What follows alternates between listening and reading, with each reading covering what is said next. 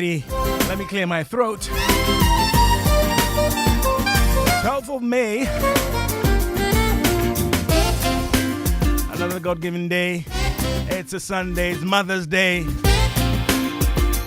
10th of May was World Lupus Day.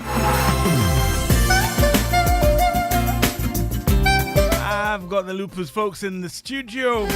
Warriors, they call themselves. Happy Mother's Day to all our blessed mothers. And of course, my mom,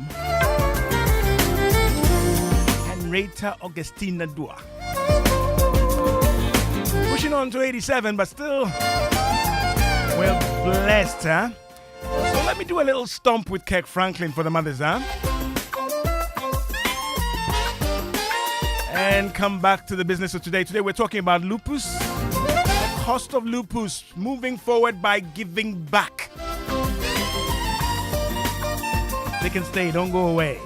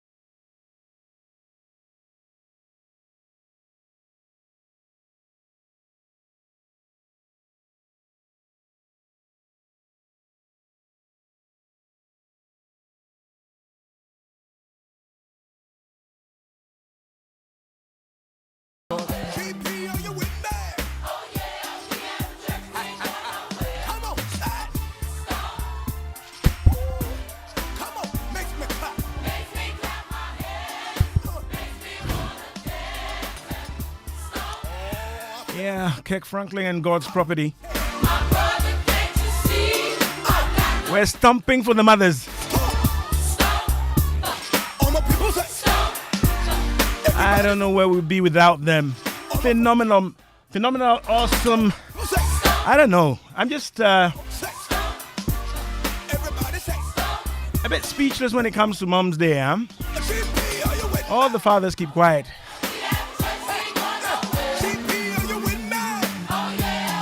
Bless your mom if you're out there.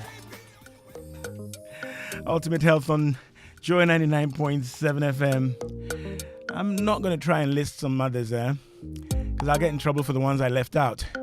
But you're welcome, Ultimate Health. Today we're looking at the cost of lupus. You know it's another OPK classic. Yeah, an autoimmune disorder. And we're going to look at its impact, especially the cost of treatment management, knowing that there is no known cure as I speak.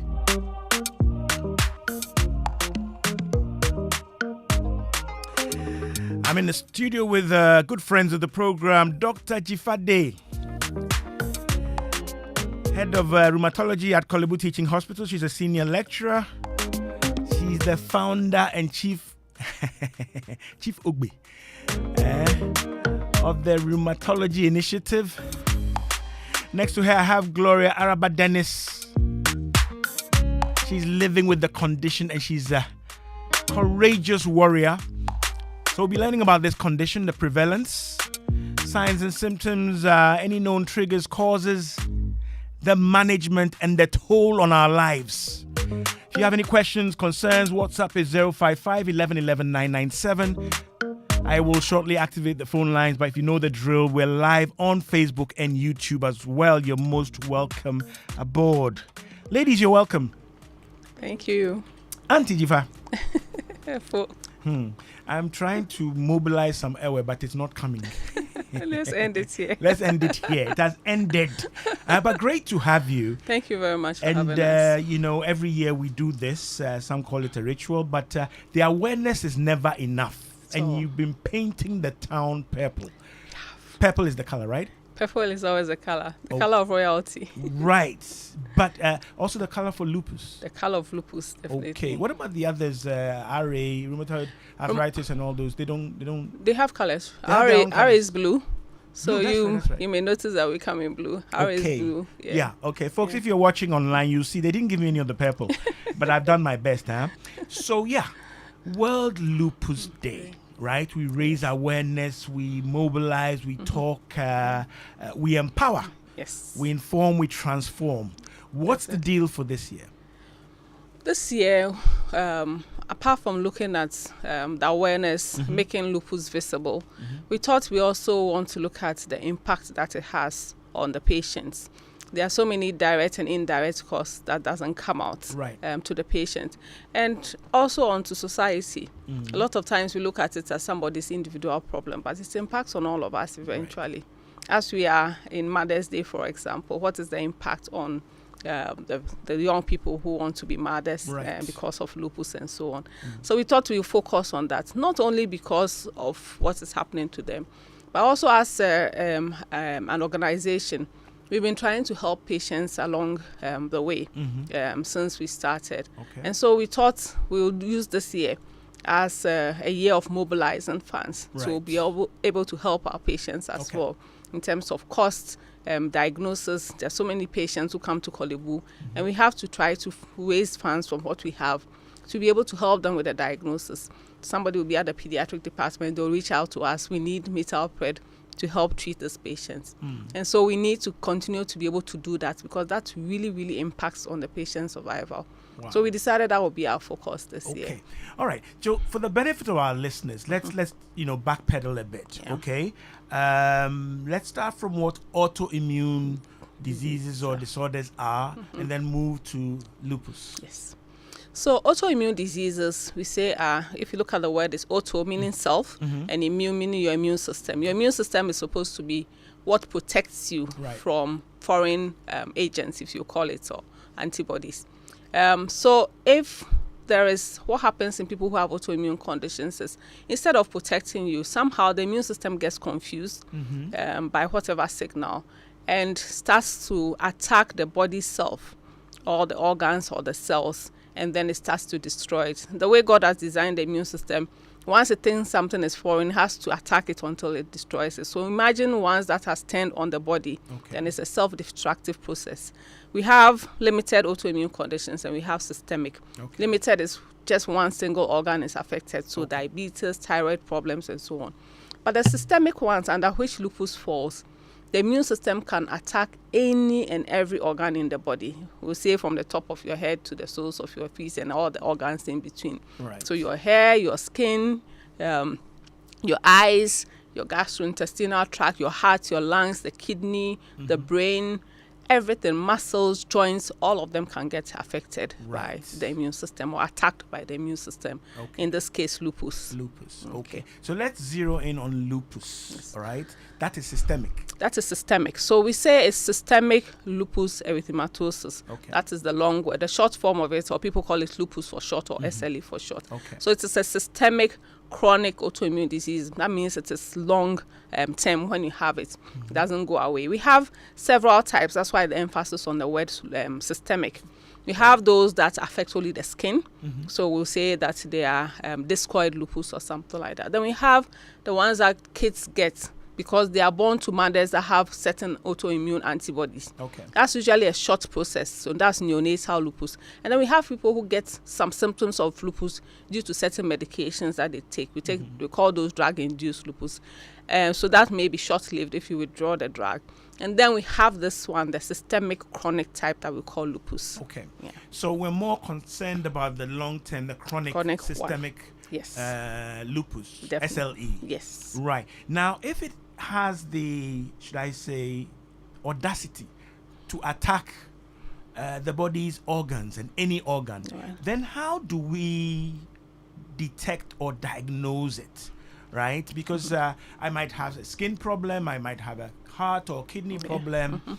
I'll be, worried.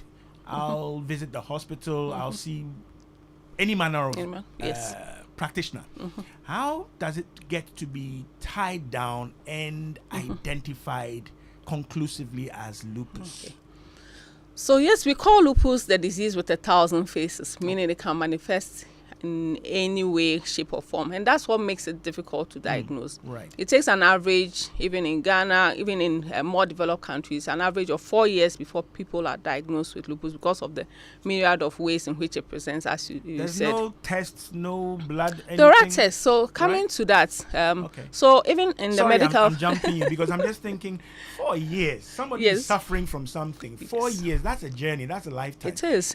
So that's why I jumped in there and said, well, it's just because it presents in so many diverse ways. I've had people who presented because they were just sleeping for 24 hours a day. I've had people who presented because they have frank psychosis or schizophrenic attack or a bipolar. I have people who come just because you can see the typical rash. That is easier to diagnose. Right. People who come with joint pains and so on. So you need to combine the features. So for us doctors, we have criteria that we looked at.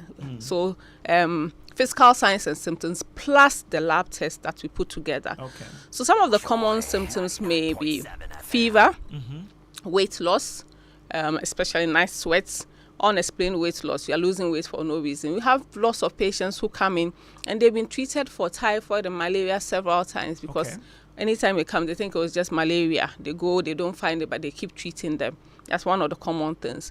Then we have joint pains being one of the common symptoms, especially in the morning. We say it tends to affect the small joints. Okay. So your fingers, they feel stiff, they feel swollen. If you're having these symptoms plus the constitutional symptoms, the fever, weight loss, and so on that I mentioned earlier, that should raise the suspicion for you that this is there. Now, apart from that, if you are lucky, I'll put that as quote unquote, and you have the classic rash that we describe in lupus patients, the butterfly rash. So it's a rash that comes over the cheeks and spreads across the nasal bridge. Okay. Then it's easy for somebody to spot it and say, okay, this must be lupus. Unfortunately, a lot of people do not have that. Or fortunately, a lot of people do not have that because that's one of the visible signs. Okay. They may have loss of hair. That's one of the skin features. They have some typical rash in the earlobes that you may also see that may help you to make the diagnosis. Then, depending on the other organs, then you may have symptoms that manifest. So, for example, if it's affecting the kidney, you may have swelling of around the eyes, especially when you wake up in the morning, swelling of the feet. That may raise the alert that, the kidney is involved. Okay. You have people who are referred from the cardiothoracic unit and no other sign is there, but they come with fluid around the heart and then they don't find any other cause. And then somebody says, let's test for lupus before you make that diagnosis. Wow. So you look at those symptoms, if they are not making sense, especially in the classic age group of patients, young female between the ages of 15 to 45 years who is presenting with atypical features, a stroke in a young person, you should think whether this is an autoimmune disease like lupus that may be causing it. Paralysis in a young person, you should think whether it's an autoimmune disease such as lupus that is causing it. So if you have that index of suspicion, then we have lab tests that we do to try to make that diagnosis. So in the immune system's way of working, it produces certain things that we call antibodies that are left inside the blood. These antibodies help the immune system to work faster the next time it meets a foreign agent. Okay. But these antibodies are what tells us that this is lupus, because then when we see it, we do the test and we find it, and we know that, oh, those antibodies match with lupus. So once you have the symptoms, we do the test, and then we are able to come to the diagnosis. Okay. 18 minutes past the hour of 2 on Joy 99.7 FM. This is Ultimate Health, your ultimate guide to healthy living. Today we're talking about lupus and a chronic autoimmune disorder. You just heard speaking Dr. Jifade. She's head of rheumatology at Kolebu Teaching Hospital. She's also the founder of the Rheumatology Initiative, TRI. They do lots of work, lots of advocacy, treatment, diagnosis, etc. And she's a senior lecturer with the University of Ghana Medical School as well. She's, sharing the details, the characteristics of systemic lupus erythematosus, right? Am I right? You're very right. Okay, I have to take my time. I have some friends who are very discerning listeners. They're waiting and dying for me to make a mistake. I can't keep myself full. So we're talking about this condition where your body's immune system is attacking itself. And in this instance, in lupus, especially the systemic type, it can attack any and every organ of the body, any and every organ or system of the body. You heard her hint that it's more prevalent in females, right? I'll be asking a few more questions about that. And the big, with the long tail, why, right? So if you have any questions, concerns, WhatsApp is 055 11 11 997. We'll activate the phone line shortly. Seated next to her is Gloria Araba Dennis. Gloria, how are you? I'm fine, thank you. Right. Gloria is a courageous warrior and an advocate. I understand, or I've been made to understand, she's been living with this condition for the past almost 20 years. 20 years. 20 years. Plus. Okay, so I'm taking down or subtracting the years. Yeah. All right. So Okay. I've done some nosing around there. I'm aware of your age. That means you were diagnosed as a child. I was. How old were you when you were diagnosed, Gloria? So I started showing symptoms at 10 years old. And so like doctor said, I was always sick, malaria, sweating, especially at night, having joint issues, every now and then, skin rash here, it will come, it will go. And so by the age of 13, I was initially diagnosed for rheumatoid arthritis. Okay. So it wasn't until another few years rheumatoid, I was 13, 2004. And so it took a few more years, 2008, when I had another major flare towards end of my final year in secondary school, when it was finally found that it was actually lupus I was dealing with. Listening to you mention secondary school and all this and that, it's like, what school was going on, all right, or this interrupted your education? It was, I can say, I don't know how I made it through. I can say it's just God, because I was mostly at home. I just go most of the time to write my exam. So actually, BEC, I was sick, but I had to go and write the exam. By God's grace, I passed and went. I had a boarding school, but I got sick in the first term.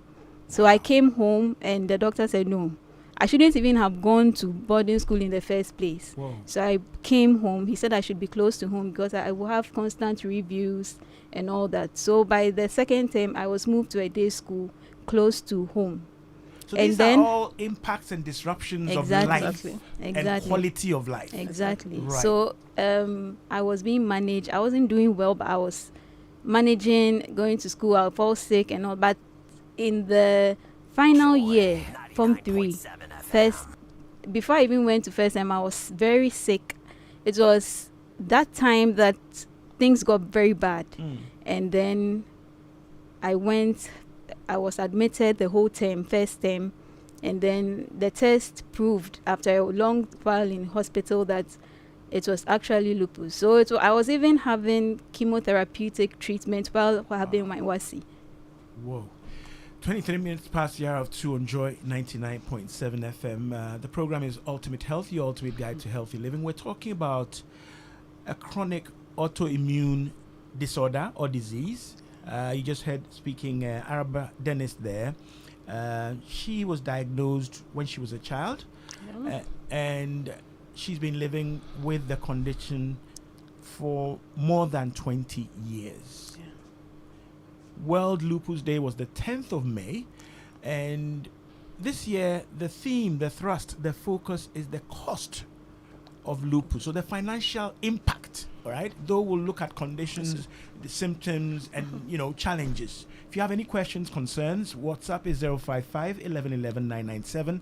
I will shortly activate the phone lines, but we're trying to do a bit more work so you get to understand, and therefore your questions will be well scoped to what we are talking about. But coming back to Araba and Dr. Jifade in the studio, I mean, listening to her, this is a journey, and the journey continues. Yes. Okay. So along the line, she was diagnosed with RA, rheumatoid arthritis, right? Another autoimmune disease, Which is another autoimmune disease. So is it that in her case we scoped it down very quickly and got there, or? I think because she had typical symptoms, the joints were involved. Okay. So that's why the diagnosis was mistaken as rheumatoid arthritis. A lot of people think that once you have only joint symptoms, it is rheumatoid, until they can see other features, classically the rash and so on. So yes, sometimes a lot of people misdiagnose some of the systemic autoimmune diseases. Most of them present with joint pains. And so RA, which is rheumatoid arthritis, is the first thing people will think about, unless you are discerning and you are looking out for the other features that may distinguish it from the others for you. Okay. Right. Coming back to Araba, and of course, if you're watching us online, you can see both myself, Araba, and Jifa. All right. She has the skin, symptoms. You can see discoloration of her skin. This is due to the lupus. This is due to the lupus, yes. Okay. Right. I can see it on your arms. And then your hands also show the deformities. Yes, so that's a result of the constant inflammation causing damage to the joints, the things that support the joint. This is, you see it more typically in rheumatoid arthritis, but it can happen in lupus as well. Right. And so when people see it, they think it's rheumatoid. Okay. But lupus can also present with it as well. There's a bit of difference, which is a bit more medical or technical, but I'll leave it at that. Okay. Yes. So coming back to you, Araba, which means that you're as educated and informed as Dr. Day who sits by you. Exactly. Right? Can you share with my listeners a bit of what you do currently? I know you completed university. I did. And you're working. I am. You are currently working. I am currently working. You are able to balance all this with a working life. Share a bit more about that with us. Yes, so as I've said, it's been 20 years. I've been managed on this condition, on medication and all that. So I am doing well.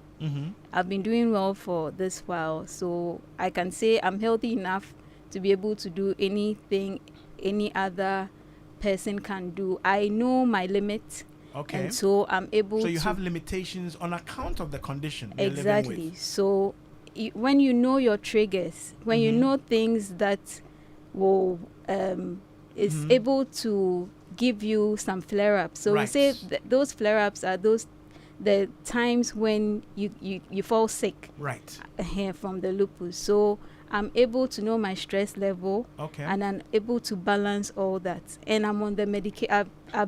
I can say I've been managed all this while, so I'm able to do my work as I should. Stress can trigger a flare-up. For me, yes, stress is a trigger, and I know for me, stress is a major trigger. Aside the sun and some food that I. So you've learned I have what learned. triggers or Exactly. worsens your condition. Exactly. And you do your best to avoid these things. Yes, please. Right? To, Yes, please. ensure or guarantee a certain quality of life for yourself. Yes, please. And I see you courageously saying that you're able to do most things everybody else can do. And I'm looking at you and I'm like, just having the condition, just the diagnosis alone is stress. It is. Yeah? It is And you're stress. balancing all that. I haven't even asked about your family, right? And how they cope and the impact of on your family, right? Folks, we're talking about lupus, the cost of lupus, right? And cost, in this sense, more scope towards financial cost, right? We can, broaden cost to look at its broad spectrum or implications. Does it affect relationships? Can you get married? Can you get pregnant? And so on and so forth. Jifa, you are nodding. I am, because yes, we mentioned that it's direct cost and indirect cost. Yes. That's so it's not only money, but its impact on social relationships, Right. the personal costs, the impact on society, the healthcare system, so many different things. So we had one of my students do research on the indirect cost of lupus for her dissertation, and the findings were, as you say, people who've had to quit or change jobs because of lupus. If they were not sacked. Exactly, which is also so the number Right. of people who complain that their Lose bosses their thought jobs. they're lazy, 25%. People who've had to change jobs because of the condition, 15% who've had to change jobs. People who've lost opportunities for promotion because they are constantly in pain and fatigued. So many stories regarding that as well. So Okay. it has a lot of impact. Before we come to the relationships that have been lost, Right. people whose marriages have broken down, people who've had to give up relationships because of that, we are talking about Mother's Day, people who've lost babies because somebody didn't recognize the condition or they were not treated properly, and then they've had to lose that opportunity. And so education helps us, the health personnel, to again help them to achieve those dreams Right. of proper health and getting the babies that they want, which is achievable even with this condition. All right. The content and the domain, Yeah. right, we've covered just now, may seem to suggest we know there's a higher prevalence in women or females, right? What about the males? Are they totally spared? They are not totally spared, but lupus, like most autoimmune conditions, is more prevalent in women. Okay. We say the ratio typically is about 1:19. So if you take 20 patients with lupus, 1 will be a man, 19 will be female. In our population in Kolebu, it's about 1:18 ratio. If you go towards the younger ages where they haven't yet have estrogen and testosterone getting into play, then the ratio is almost equal. So like the pediatric cases. Right. And when you go to the extreme, to the older people, the ratios, that means there's something there in the reproductive age that makes it more likely to affect women. Okay. And so that's one of the causes of lupus as well, triggers of lupus. Right. Okay. So light can trigger it. Yes, so the first thing medications is, can trigger it. yes, the hormone estrogen. What Right. makes them women is Okay. what we think also causes the condition to become more active or trigger it. So we tell them to avoid things that have estrogen or the estrogen hormone and so on, so it doesn't trigger a flare. Lupus is triggered by the sun, so the sun hits the body, it causes cells to die. The immune system works in a certain way. It doesn't, when you are being formed, it protects you from certain exposures. So it gets to know itself. We call that self-tolerance. Unfortunately, some of these cells which come when you are an adult and the cells break down means the immune system gets exposed to certain cells that it shouldn't be. And so that triggers an immune response. That's why the sun hitting on the skin, causing the cells to die, then may also trigger a flare, to be able to explain that in a more non-medical term. Okay. You may also have people who may be triggered by certain foods. We don't say there's any one particular food that may trigger it. Everybody has different things that may trigger it. Somebody will come and say tomato, some will say oranges. Okay. So we don't say there's one particular trigger that may be it. But yes, we know some people may be triggered. So essentially, especially, right. sorry. Essentially, no two cases of lupus are the same. At all. We say it is more like a syndrome. Right. That there are people who are at one end of the spectrum, people who are at the other end. People who present with just a skin problem or joint problem. And there are people who come unconscious, people who come with kidney being involved. It doesn't mean that you are going to move towards the other spectrum. You may stay at one for the rest of your life, or you may move sometimes. It's all mixed up, really. Okay. Yeah. Wow. All right. We're trying not to get you mixed up. That's why we're asking all these questions. So we have Gloria Araba Dennis with us. She's been living with the condition for more than 20 years, sharing her life story essentially and lessons she's learned and how she's balancing and managing to cope. Right? It's chronic. It's long term. It's not something you can dodge or run away from. It's like trying to run faster than your shadow. So it's with you, and you've got to learn to live with it. And those who are with you must also learn to live with it. And these are challenges. We're talking about lupus, an autoimmune condition. If you have any questions, concerns, WhatsApp is 055 11 11 997. I'll activate the phone lines now, 030-221-6541.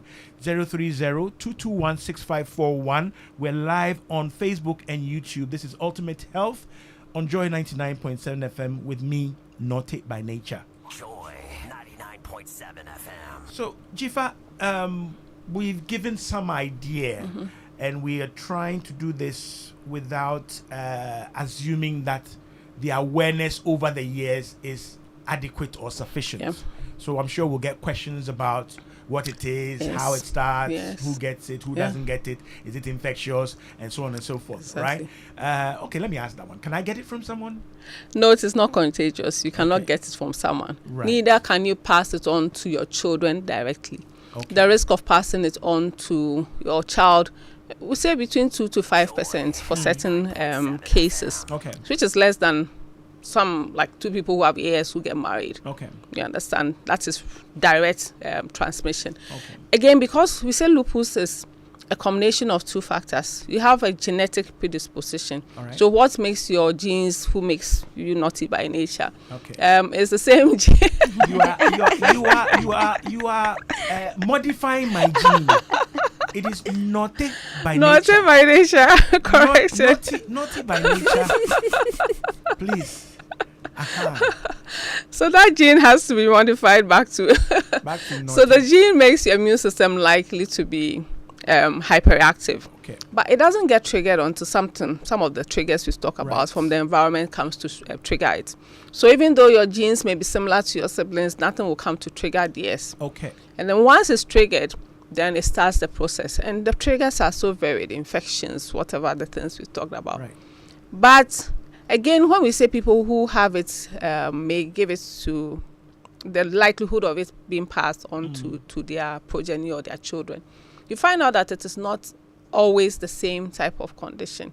So you may find somebody has thyroid problems or diabetes in the family, a lupus or rheumatoid arthritis. So it's not a direct inheritance, even though there's a genetic background to it. Yeah. Okie dokie. If you have any questions, concerns that I have not yet addressed on your behalf, please, the phone lines are active, 0302216541, 0302216541. WhatsApp is 055 11 11 997. We're live on Facebook and YouTube. In the studio, I have Dr. Jifade, a consultant specialist rheumatologist at the Kolebu Teaching Hospital. She's the founder of the Rheumatology Initiative. You also have a clinic, don't you? Nunana, right? She's all over the place. She's affecting all the systems in a positive way. And next to her, I have Gloria Dennis, who is living with the condition. I have someone on the phone lines. Hello, good afternoon. Hello, good afternoon. Hello, good afternoon. Right. Who am I speaking to and where are you calling from, please? I'm Richard. I'm calling from Koforidua. Okay, Richard, you're welcome. Share with us. Yes, I want to ask, listening to the doctor, it seems the cause of lupus is not actually a bacteria or any organism. He talks about the antibodies fighting itself. That's the systemic one. I want to know, since it cannot be cured, what are the possible causes of lupus, the systemic one especially? Thank you. Okay, so he's saying that it doesn't seem to be caused by a bacteria or a virus or anything, something specific. So he's asking again about causes. I have another caller. Let me quickly take that caller. Hello, good afternoon. Hello, good afternoon. My name is Abraham. Abraham, can you speak up, please? Okay. Yes. Where are you calling from? I'm calling from Mile 7. Mile 7. Okay, share with us quickly. Okay. For me, it was my sister that having this kind of problem. So I want to talk to the doctor, maybe personally, so that we know how to go about. You believe your sister is having something similar, or she's been diagnosed already? No, she's having something similar. Okay, so you'd want to talk to the doctor. What you can do is you can give your number to my producer off air, and then we'll see how we can arrange for you to get a consultation or some kind of discussion with the doctors. Okay? All right. Okie dokie. So the first caller was asking... What are the cause? There's no direct culprit. So yes, we don't know the direct cause. Okay, so even though we have the genetic background, what causes it? There are postulates that certain viruses or bacteria may be some of the triggers. So things like Epstein-Barr virus, CMV virus have been found in certain patients, but you cannot reproduce it in every patient, and so it makes it difficult to say that this is indeed what triggers it. Okay. But we do know that yes, viruses can trigger. Just like we are seeing that as COVID has come, a lot more people are getting autoimmune conditions. Okay. So viruses, yes, do trigger the immune system and may cause various conditions, not only lupus as well. Yeah. Okay. Right. 39 minutes past the hour of 2 on Joy 99.7 FM. We're talking about lupus on Ultimate Health. Gloria, let me come back to you. So you have skin related symptoms, you have the joint related symptoms. Anything else? Yeah, I have the kidney involvement too. I have kidney involvement. Right. Yes. And I mean, when did the kidney get impacted? Yes. So I was managed till 2017, and I had a major flare again, and I went with swollen feet. My eyes were swollen. I was sick that period, and test proved. Now I had kidney involvement, so SLE nephritis. Yeah. Right. Yes. Wow. So it means, I mean, obviously, each time you go to the hospital, you don't know what they're going to find next, or what they're going to say. To you, you are going for a review. Yes, I'm going for a review. I'm praying for the best, and then you don't know what next. Jiva, we don't like it like that. No, we don't. So it means that when I present for a review, my review is critical. It is critical. It's essential that I get reviewed. It is very essential. Okay, so we even try if I'm on treatment. Even if you're on treatment, even when you think you are in remission, which is the state where we aim for, where there are no symptoms or things are very minimal, it's still essential that you keep an eye on things, your labs and so on, for the patient. Okay. So again, because of this unpredictability of this condition, that is what makes it psychologically impactful. People are always anxious and worried. They're what to come next. You can't relax. You can't relax. Am I safe? Are my children safe? It's one of the worries that you hear about from patients when they are diagnosed. You have to do a lot of counseling when you diagnose them that this is not a death sentence. There are people who are living with it 20 years. We have a lady who's lived with it for 50 years and so on. Right. But proper management, looking out for the problems, making sure that the organs are not damaged. If they are not damaged, lifespan with modern treatments and supportive treatments, it's up to 95%. Okay. It is when we leave it unchecked. Right. So Gloria says she has kidney involvement, but the kidney is not damaged because it was caught early and treated. Okay. So there was inflammation in the kidney, but it didn't damage the kidneys for her. Okay. But some people come late and they end up on dialysis. Wow. So you're managing all this, let me call it cocktail of signs, symptoms, with primarily medications? Primarily with medications. So we're taking medicines? You're taking medicines, lots of medications. Lots of medications. Yes, lots of medications. Right. And that brings us to the cost impact. But I have a call on the line. Hello, good afternoon. Hello, good afternoon.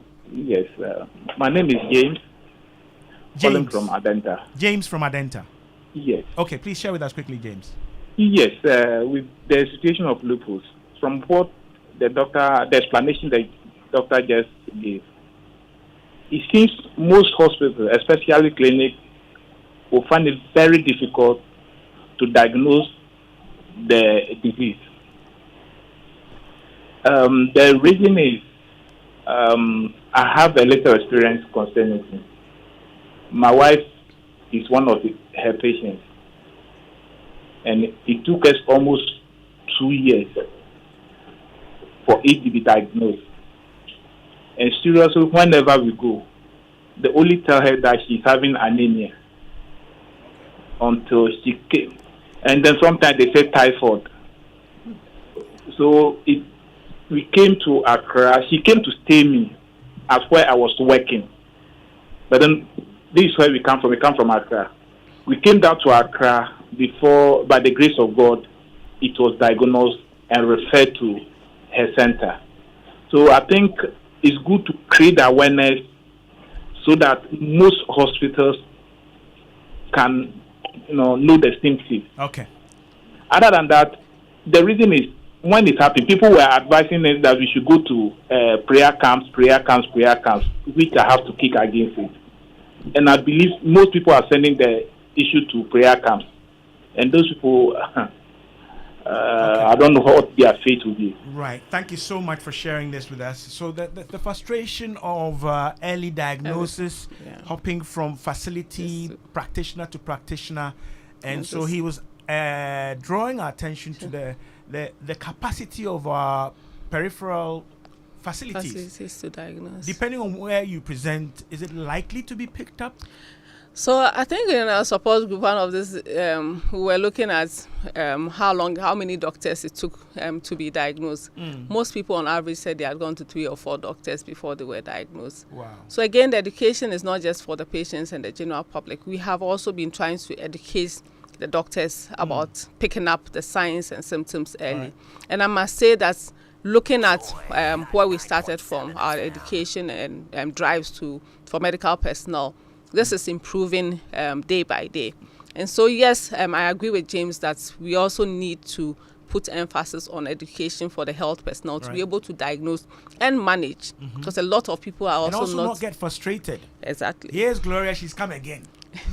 Whatever she brought, we haven't pinned it down yet, but she keeps presenting and representing. Exactly. And maybe some practitioners may get frustrated. They do. Right? They do. So apart from, should I say, enhancing their capacity to diagnose, we should also make sure that the burnout in the system and the frustration is not just on those suffering from the condition, but those struggling to diagnose it. I agree, because a lot of them, they label them chronic attention seekers, that they have fibromyalgia or they just have pain. But you need to have that patience to be able to. But yes, the health practitioners also need to have that counseling to be able to have that patience. Okay.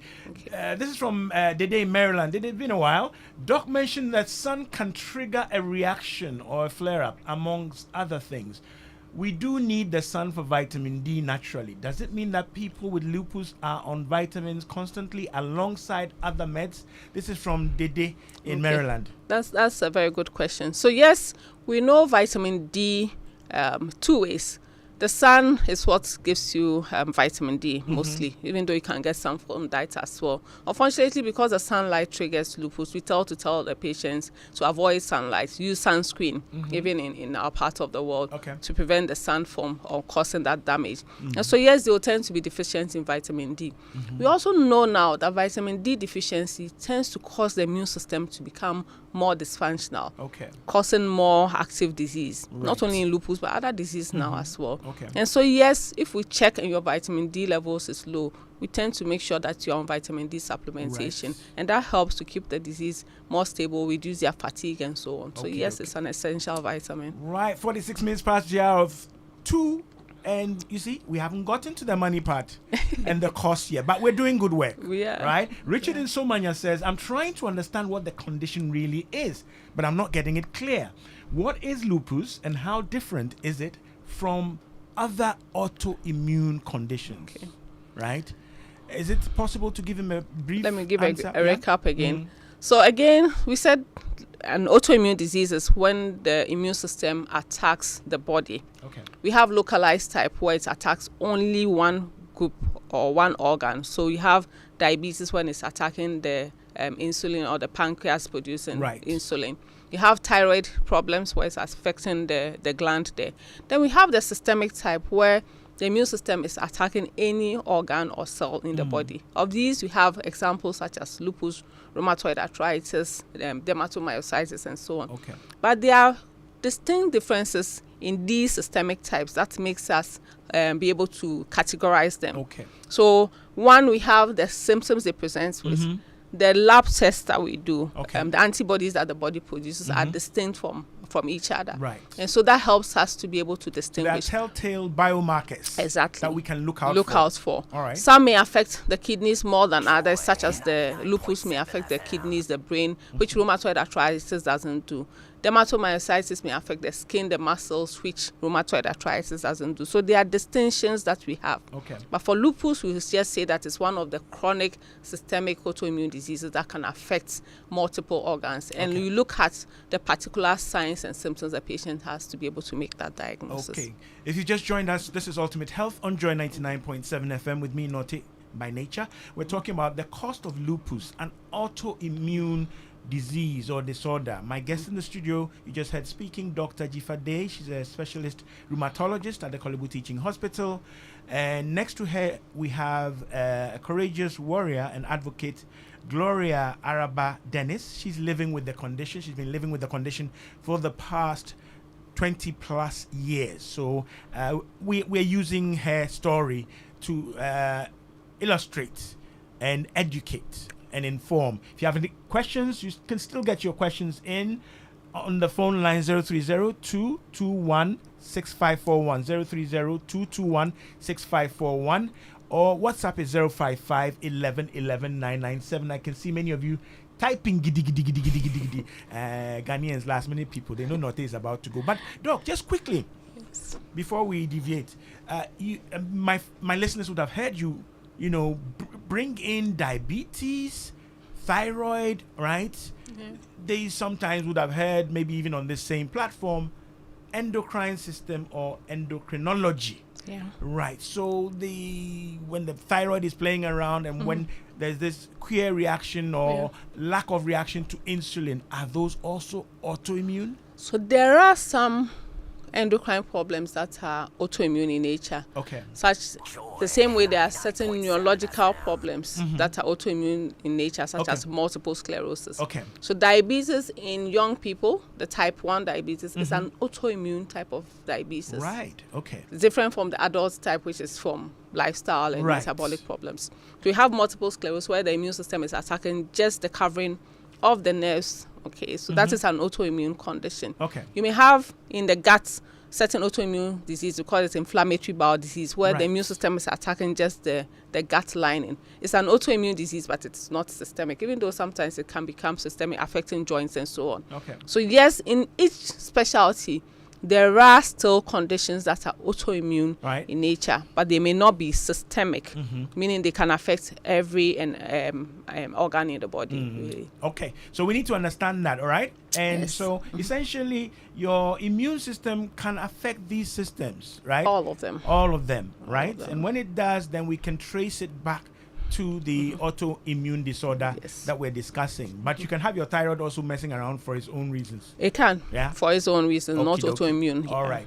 Okay. Oh God, our health system is very porous. Assuming it has to take years and a very experienced doctor to diagnose SLE, of course, many out there will go to prayer camps. I'm a nurse, and my sister is a radiographer. We were together for training way back 18 years ago in Kolebu. My sister is always complaining she is not fine. What investigations has she not done? After many years, she's now a patient at the rheumatoid clinic now. God help us all. I'm not getting a name for this, but this is from one of our listeners, okay? It ends at God help us, okay? All right. Let me just go back to Dede. Abek, what are you doing to my screen? Let me just go back to the day before I get in trouble. Right? Yeah, go back to the main screen. Yep. Okie dokie. Dede is saying, I noticed Gloria's forehead is lighter than her color. Does lupus cause vitiligo? Vitiligo. This is from Dede. Yeah. Okay. So yes, vitiligo is limited autoimmune condition where the immune system attacks the things that make the skin die. That's the melanocytes. But yes, we can get lupus patients manifesting with this depigmentation of the skin. Right. You also get it in some other autoimmune conditions such as systemic sclerosis and so on. Okay. So yes, it is a type of depigmentation. Right. It is not necessarily vitiligo, Right. but yes, it is one of the manifestations. Okie dokie. 53 minutes past the hour of 2. We haven't talked money. You treat this with medications. I'll start the money issue with you, Gloria. This must burn a hole in your pocket. Big time. Big time. Share. You know, how bad is it? Yeah, so, you know, for me, I'm on quite, even though I'm on remission, I'm still on a lot of medication, which are very expensive. Remission meaning you haven't had any flare-ups for quite a while? For quite a while. Fingers crossed? Right? Yes. Okay, so With you are in lots of- remission. But Yeah. even in remission, My drugs are a lot. so your drugs don't go on remission. No, they don't. The symptoms don't. go on remission. Exactly. But your costs and your Is- treatment. It's a whole lot. So I have to, like I said, I have kidney involvement and then the joint involvement. I have to take care of my skin. And I have to be on the constant labs to make sure that, like doctor said, my kidney was caught early. So by God's grace, I don't have damage. But there's involvement. Okay. So I still have to take a lot of medication for that to keep it managed very well so that I don't have Are any you issues. taking oral meds? I've been tablets? taking medication for 20 years now. Oral. Oral, infusion, My darling, chemo. look at me and just share with my listeners, like on a daily basis, if you were to put all your tablets in your hand, how many tablets are we talking about? So today I took 11. I have 2 to take in the evening. So on average, let me say 8. 8 different tablets. Yes, 8 pills Pills Yeah. that you have to take on a Exactly. daily basis. on a daily basis. All right. So, folks, even in terms of the number or the types, right, we have a buffet, right? Can you give me a calculation, just ballpark figure? How much are you spending, let's say, in a week or a month? So let's say in a month for my drugs alone, let's say 20 plus. Aside the labs, that's about 1,000 plus. You're doing investigations alongside complying with your medications, Yes. buying the drugs, Yes, the yes, tablets. Exactly. So if you add the lab investigations that you're routinely required to do and the medications, give me that figure again. So like 3,000 plus, aside living healthy, eating well, and all, it's encompasses. You like aside. We are looking at the cost of So lupus. let's say- Hang on. Right? We're running out of time, but hang on. The reason I'm picking at you on this one is that we're looking at the cost moving forward by giving back. Yeah. I will definitely have to bring you guys back to look at the system and the strategy for raising funds for this specific case or cause. Okay, so let's look at it again. So 3,000 is what, a week? A month. A month. For me, for my condition now. You haven't even added going to do your hair or, No, so even my hair. So today I let down my hair so that if anybody is watching, they can be encouraged. So the symptoms, doctor said, hair loss. Right. I've lost my hair on a number of occasions, but today I have some hair. So I just let my hair down today to encourage the people. Today you have some hair, meaning there are days that, Charlie. I've lost hair. I've Bam. lost all of it before, like Whoa. on a number of occasions Whoa. because of the symptoms that comes with it. So Right. it's a whole lot. Okay. Yeah. And I opened my big mouth and brought in hair and hairdressing or Yes, cost. So yeah. 3,000 is somebody's salary, Jifa. So the research I was telling you about, we looked at our patients, okay. On average, most of them were earning about just 2,000 less as their monthly salary. But if you look at the costs, most people were spending between 1,000 to 5,000 cedis every month on their medications alone before labs will come in. On average, most people will come for review. If you give me a review data, I won't come. I know, that is one of the struggles. They will default. They'll Yes. tell you that I haven't done my labs, so I Exactly. can't come. And we need the labs to monitor, to check whether you have kidney problems and so on. It can be really, really frustrating, and you can Averagely understand 3 it. to 5,000 3 to 5,000 a month. a month For those people. who are compliant. That's for those who are compliant. Not those who bought part of the prescription No. and were doing, Yes. CCC, lalako. Yes, and also mainly because some of them, they have a little support. 80% of the patients said they've had to borrow money from friends or relatives to be able to cope at some point in time during their diagnosis, whether it's investigations or treating their condition or something of the sorts there. So yes, it encompasses a lot, and it depends on which condition you're looking at. If it is nephritis, some treatments cost as much as 28,000 Ghana cedis. But if you are taking proper treatments, you are not taking generics from India and so on, and you want the original brands that you know can treat you properly, yes, you are looking at 5,000 plus a month as some of the cost of the Am I going to treatment. get 5,000 a month? No way. So that's one of the things we also want to keep advocating for, that our drugs, even the commonest one, prednisolone, some patients can't access it on the National Health Insurance Scheme. And that's one of the things that government can do for us or for our patients to ease that burden on them, okay, to be able to at least afford some of their medications there and reduce the burden on such a young population. Okay, that's the thrust of the advocacy. Cost of lupus moving forward by giving back. We'll have to get into that. Dede is asking, is she on, that's Gloria, on the same meds she was diagnosed with, or her meds are reviewed as and when new meds hit the market? Dede is asking. So it No. depends. Yeah, I don't know which to answer this, but it depends on which organ is being affected. So medications change depending on the flare, whether a joint is affected or skin is affected. If kidney is affected, the medications change. If you're having a flare, we are doing infusions and treating you with stronger medications that really suppress the immune system. She mentioned chemo drugs, so drugs that are given at low doses, or chemotherapeutic drugs that we use to treat cancer patients.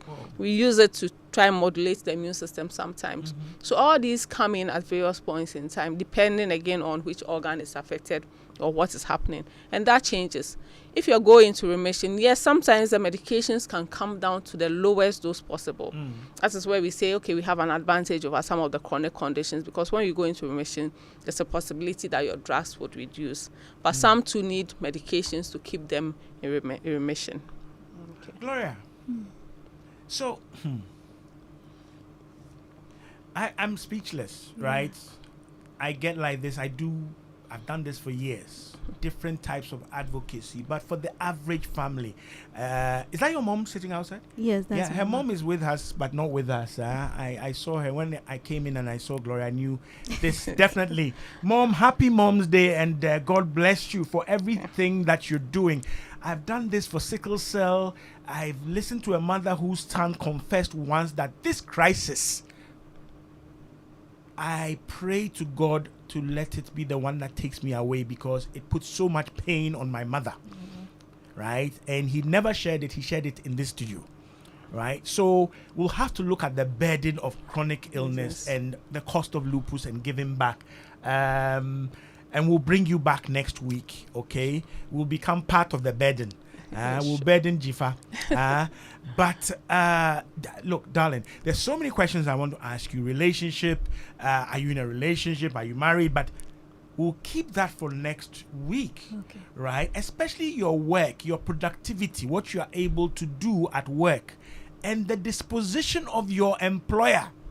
Because I've come across this so many times. There are some of the warriors out there listening, and they all become my friends, right? But some have shared how they were mistreated in marriage and cast aside, divorced.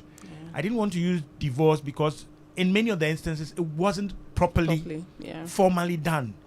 The man just bolted and left them ajar, right? folks, we'll get into all of this next week. Jifa, anything you want to leave my listeners with? So, as people have been saying, material. so the advocacy continues. It's talking about it not to make people lose hope, but to also, as Gloria is saying, 20 years of this condition, she's working, she has a degree, that there's hope we can manage these conditions. We cannot run away from the fact that a degree against the odds. A degree against the odds. Wow. So despite that, we have hope that we can make sure that people live and live well. And so there's hope out there. Proper treatment, proper diagnosis, awareness helps us to diagnose people early. So share and spread the word, and also donate to our fundraising drive that we are having to also help other people. We've got some snazzy short code and things like that coming. Yes, please. Oh, you can mention it quickly Quickly, let me. We have a mobile phone number where you can donate to us on 0241 929 775. 0241 929 775. Or Momo Pay 275582. Okay.